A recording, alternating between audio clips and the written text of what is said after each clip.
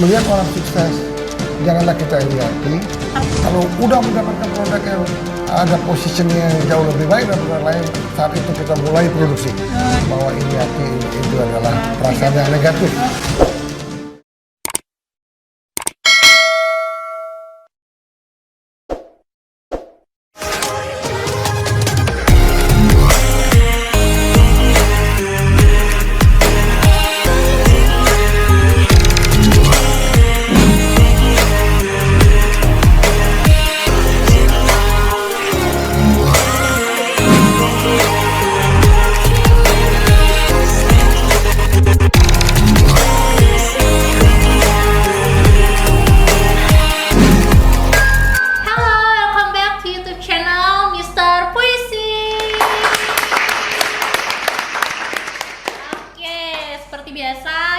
Berbincang-bincang kembali bersama Mr. Puisi, bersama saya Cika dan Srik.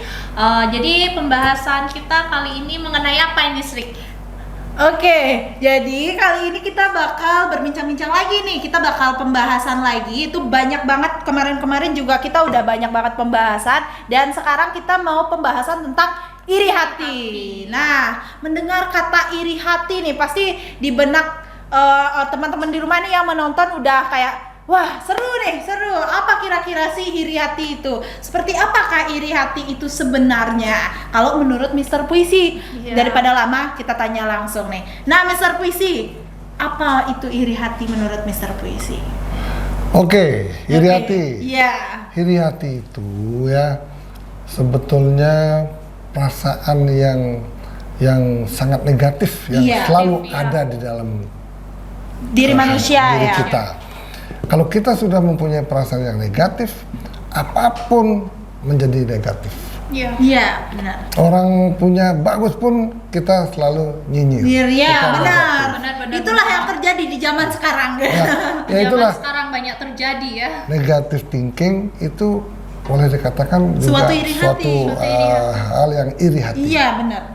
Ketika kita iri hati dengan orang, saat itulah kita akan mengalami kemunduran. Iya. Ketika kita bahagia melihat orang itu sukses, saat itu kita akan juga sukses bahagia. Iya, benar sih Mr. Puisi. Jadi iri hati itu perasaan yang sangat negatif dan bukan menyebabkan kita maju. Justru kita akan mundur dan mungkin kita bangkrut karena iri hati gitu loh. Karena mempunyai pikiran yang jelek ya. Maksudnya iri hati itu kan tanda tidak mampu ya. Ya, jadi artinya janganlah iri hati. Jangan simpan sesuatu yang membuat kita membenci orang lain. Kita harus buka semua apa yang kita punya, apa yang kita lihat. Apapun yang terjadi, kita harus tetap bahagia dan tidak ada perasaan iri sama sekali dengan teman, dengan orang lain, dengan yang kita nggak kenal. Nah, Mr. Puisi mungkin gini ya, maksudnya di zaman sekarang nih dengan adanya teknologi juga orang yang nggak kenal bisa iri sama orang lain. Itu tuh gimana tuh? Aneh banget gitu loh. Kenapa sih orang-orang zaman sekarang itu banyak banget yang suka menyinyir satu sama lain padahal nggak kenal kayak gitu. Apalagi di sosmed sekarang komentar-komentar itu udah pedas-pedas sekali. Pedas-pedas banget. Ini untuk sosial media penting juga. Janganlah mengomentari orang yang negatif. Yalah, lihatlah dirimu sendiri sebelum kamu berkomentar untuk orang lain. Iya, benar. Jadi, itu kalau kita nyinyir, kita banyak komentar negatif ke orang lain, berarti diri kita lah itu merupakan pencerminan daripada diri kita. Iya. Ya, makanya kalau gini, ini contoh dalam usaha ya. Iya. Usaha nih biasanya. Dalam usaha gini ya, kita bergerak misalnya bidang pariwisata.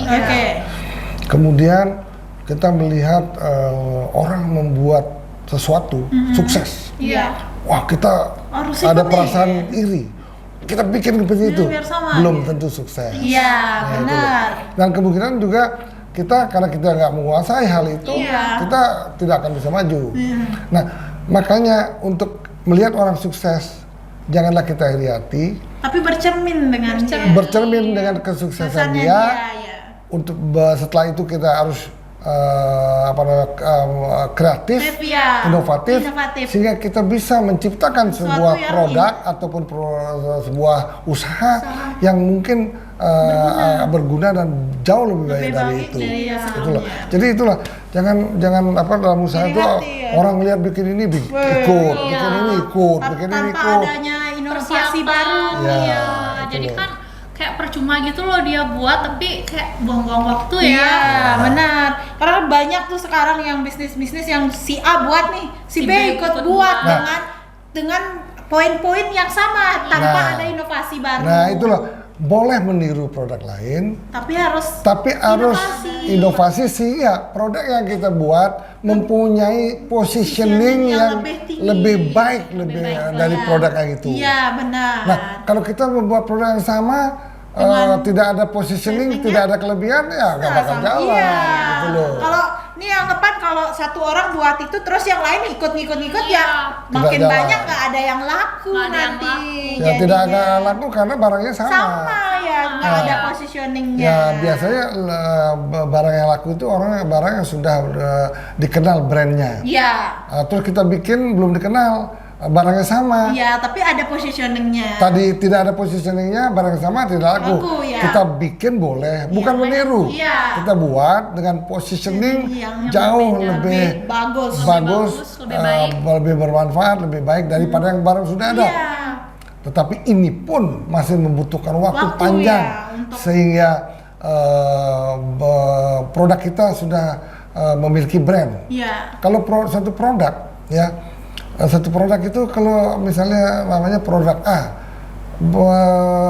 baru itu produk ini belum punya brand.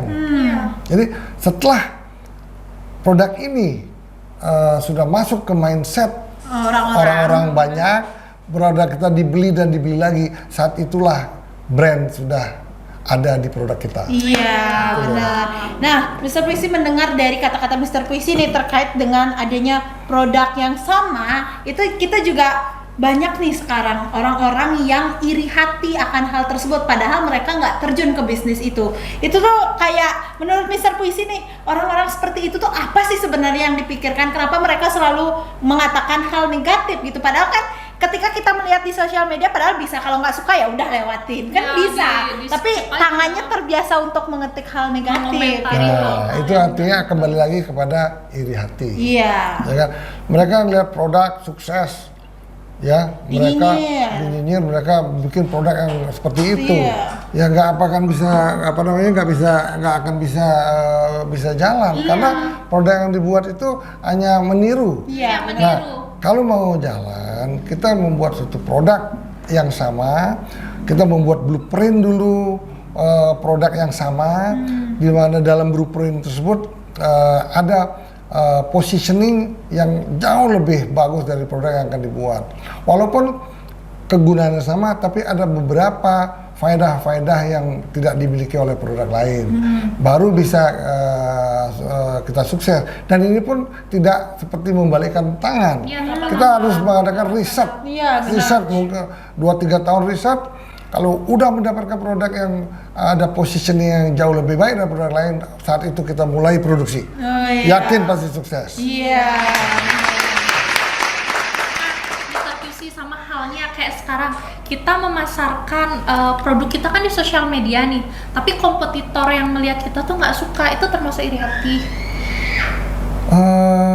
Nggak apa-apa orang nggak suka, makanya kita harus mulai ke dunia digital, belajar mengenai digital marketing, bagaimana berpromosi, bagaimana misalnya kita menjual produk di marketplace biar sukses, apa ya persyaratannya, kemudian itu harus bisa dipelajari. Nah, kalau orang melihat produk kita jelek, silakan, kita harus belajar digital marketing yang lebih baik, belajar bagaimana berpromosi di Google Ad, Facebook Ad, IG Ad, dan juga berpromosi secara otomatis di marketplace.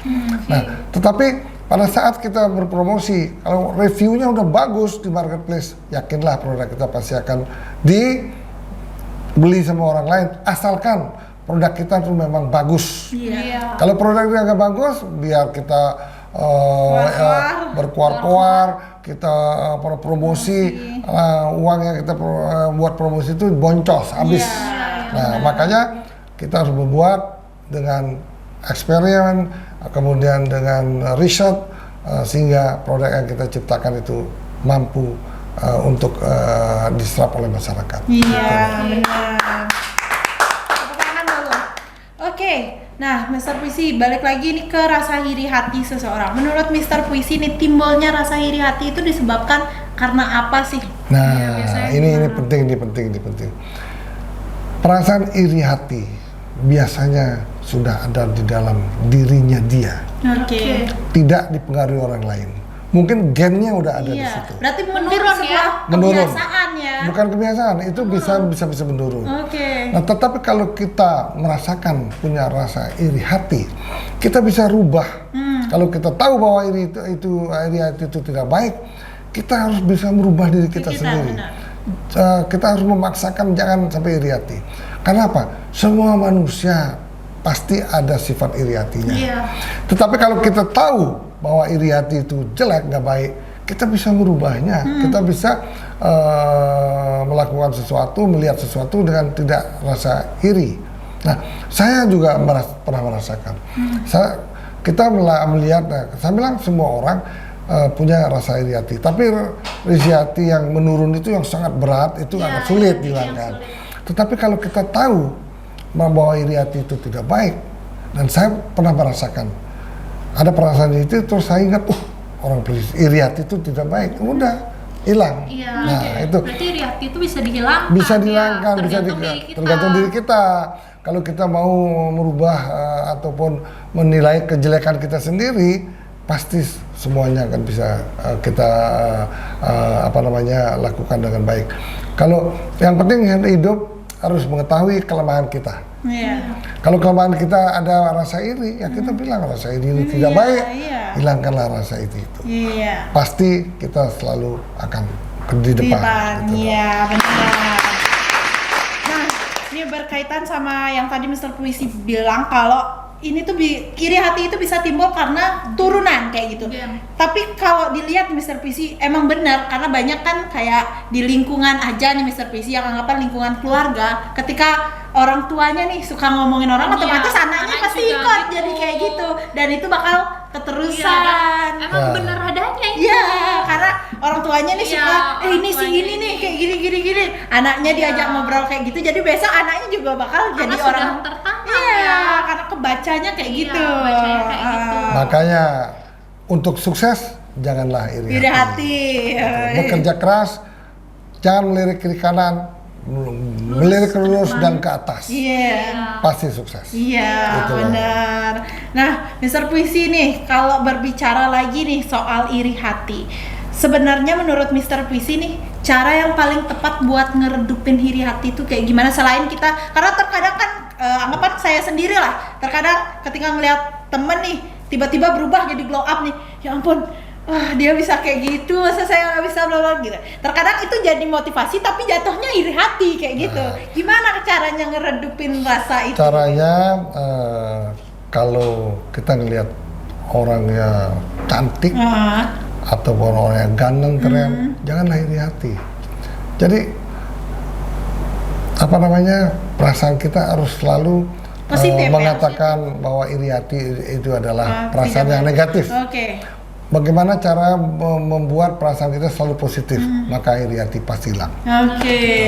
Berarti selalu harus bilang kayak, dia lebih cantik, aku bisa lebih cantik, cukup gitu aja, tanpa harus diiri-irikan, harus kayak, aku harus sama kayak dia, aku nggak mau, aku harus gini. Kadang gitu. Ada orang yang nggak bisa dikalahin. Benar, karena gitu. Langsung ketika ngelihat yang lebih baik, pengen jadi yang lebih baik juga kayak gitu. Kalau Cika ada nggak sih pernah pengalaman ngerasa kayak iri hati banget nih ngelihat sesuatu gitu? Iri hati pasti aja pernah sih, tapi lebih ke minder mungkin nah yang kayak gitu-gitu.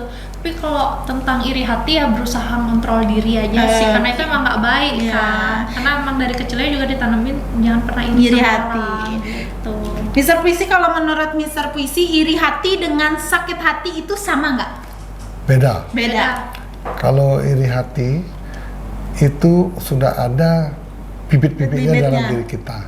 Tapi kalau sakit hati disebabkan oleh sesuatu hal. Tapi apakah iri hati dengan sakit hati itu bisa berhubungan? Jadi ketika adanya iri hati itu kan bisa menimbulkan sakit hati gitu. Kira-kira Mr. Visi benar nggak bisa kayak gitu nggak? Nggak bisa.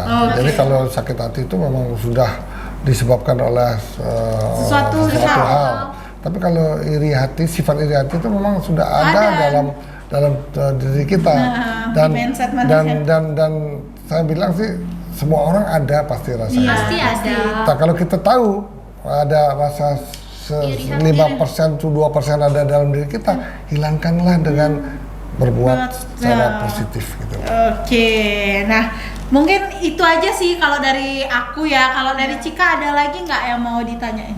Enggak sih, itu aja sih. Tapi kayak yang menurun dari gen itu emang benar-benar ada ya.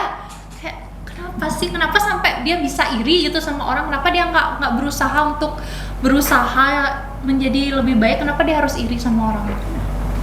Nah itulah, kalau kita udah tahu kelemahan kita, kelemahan keluarga kita harus terbuka dan selalu berbuat positif dan menghilangkan rasa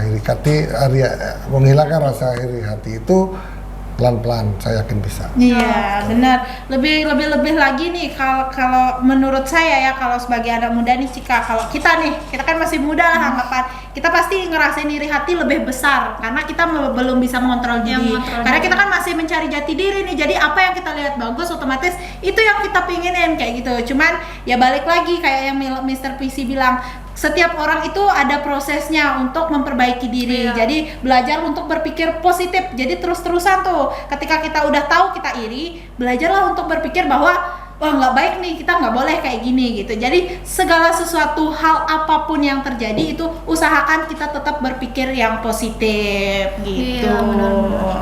Nah, terima kasih nih Mr. Puisi, pertanyaan kita udah lumayan banyak ya, dari tadi kita udah bincang-bincang banyak banget. Jadi untuk iri hati ya, untuk iri hati kali ini kita cukupkan dulu, nanti kita bakal bincang-bincang lagi bersama Mr. Puisi dengan tema-tema yang lain karena nanti bakal banyak banget. Nah, buat teman-teman di rumah jangan lupa like, komen, dan subscribe channel Mr. Puisi. Sampai jumpa lagi, bye-bye.